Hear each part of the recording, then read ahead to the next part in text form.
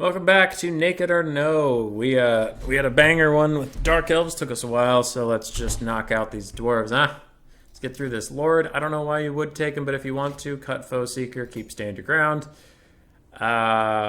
Disabled if leadership is lower than 50%. Perfect Vigor. Probably don't take that for 150 gold. It's not that great, because if his leadership gets lowered...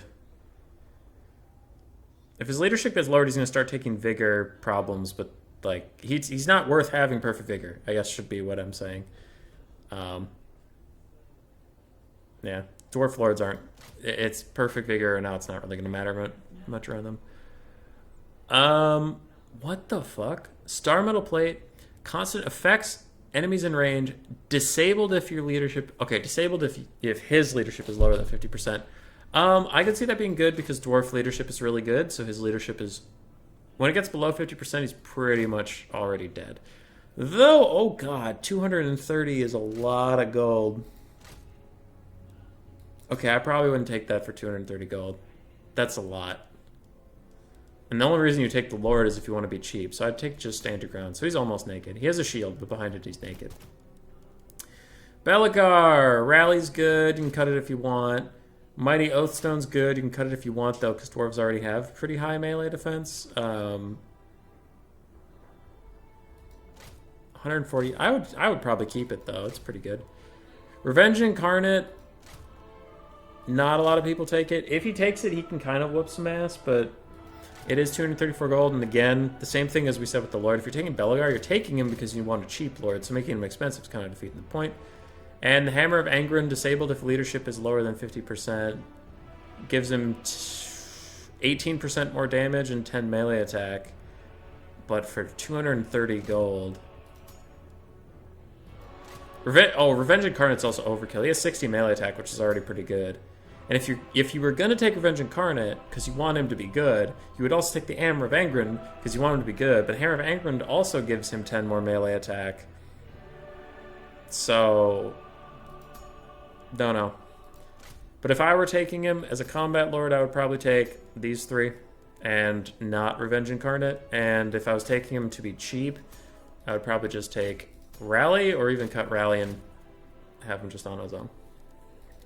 Alright, Ungrim. Ungrim you pretty much want naked. Red Ruin sucks because it increases your damage potential by 75%, but it also lowers your melee defense by 24, bringing you down to like 26, which is abysmal. And then, you don't want Ungrim to die, so that's pretty bad, in my opinion. This, we talked about with Gotrek, but when you're less than 20% health, you're probably on your way out anyway, and an 18% damage buff isn't going to help you. Foe Seeker! You're unbreakable, so the vigor reduction of leadership isn't that big of a deal, so I wouldn't take it. Deadly Onslaught, you're not going to get anything out of that charge bonus, so it's pretty much 150 gold for 25% damage increase, which isn't that worth it, in my opinion. And the Axe of Dargo, 32 bonus versus large and 50% armed piercing damage. Sounds good, but not for 250 gold, my dude. Not for 250 gold. Because it's 150 more damage per swing and a 32 bonus versus large, which he already has 30, so he already has 95 melee attack when he's attacking something that's large. And most large things in this game don't have good melee stats, because that's not what they're supposed to be doing. So it's overkill. It's just overkill. Ungrim, probably take him naked. A lot of naked dwarves today. Grombrindle, unbreakable, so Foe Seeker's vigor reduction stuff doesn't help as much. Runehelm of Zufbar is 240 gold for plus 12 leadership on a faction that already has pretty good leadership. No, don't take it. And then Rune Axe of Grombrindle, discouraged armor piercing. I like this versus like Beastmen or Greenskins, faction with low leadership anyway. And you can kind of... In the late game, you can just cycle route them. But nowadays, with Grombrindle not having Flash Bomb anymore and stuff, he just really sucks. If you're going to take him naked, but don't take him. So we have 2 naked dwarves, 2 almost naked dwarves so far.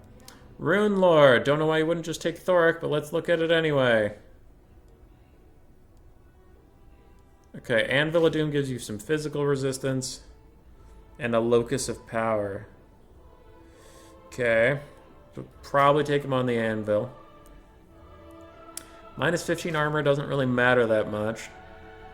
Because it's a small area of effect range, right? It's 100 gold, so don't do that. Immune to Psychology, this one is very good. It just depends on who you're fighting. If you're fighting an undead faction that has a lot of fear, or a faction that has like a lot of monsters and stuff, yeah, take it. It's good. If you're facing like Empire, probably don't take it. Runes, I leave it up to you per matchup. That's your prerogative. 20% missile resistance, again, is very good, depending on who you're fighting. If you're fighting Empire or Skaven, good. If you're fighting Vampire Counts, literally doesn't work. Don't do that.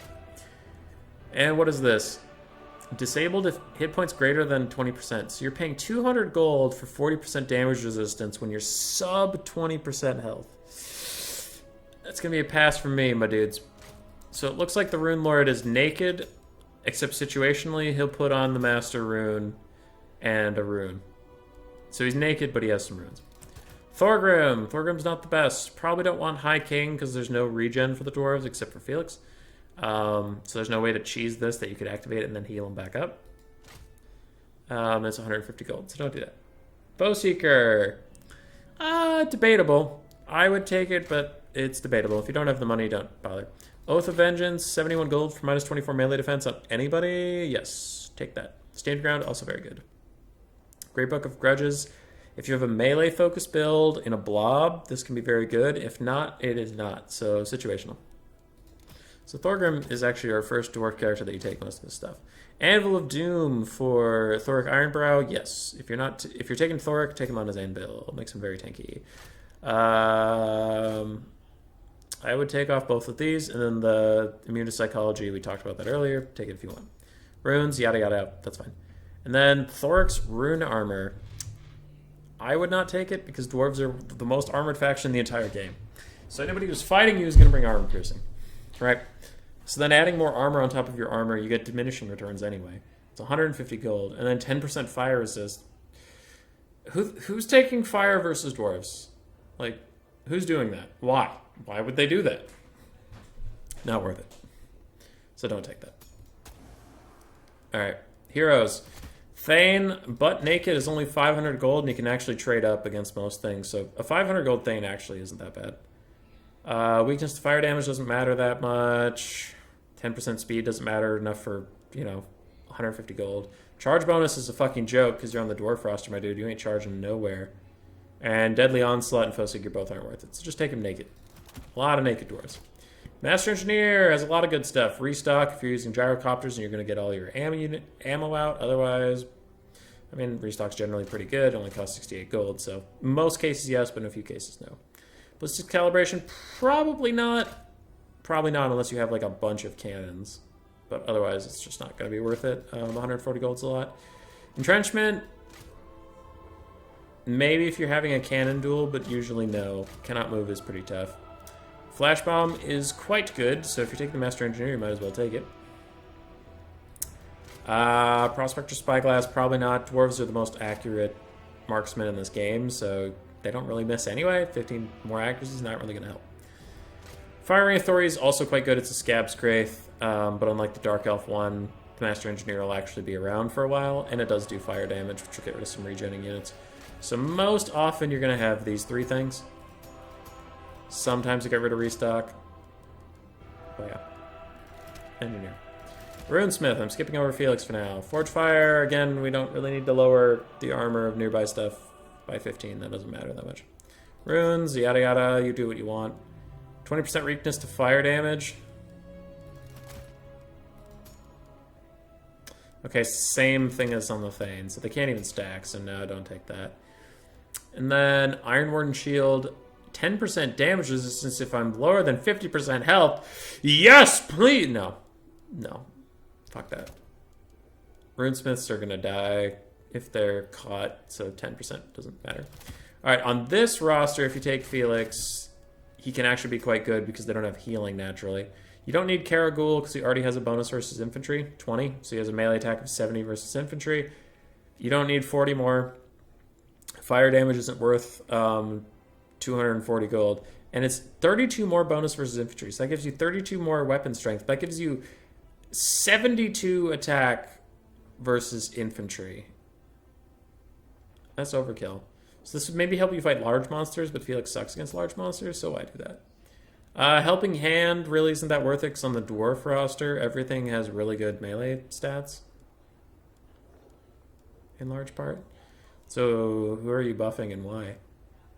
Other than that, I started taking Foe Seeker on him because you can keep his vigor up, you can keep his leadership up, and Felix's leadership is the biggest problem. So maybe just Foe Seeker. Otherwise, Naked Felix.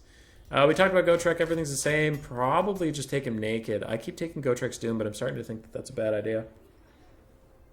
Alright, this is Dwarves. Good job, everybody.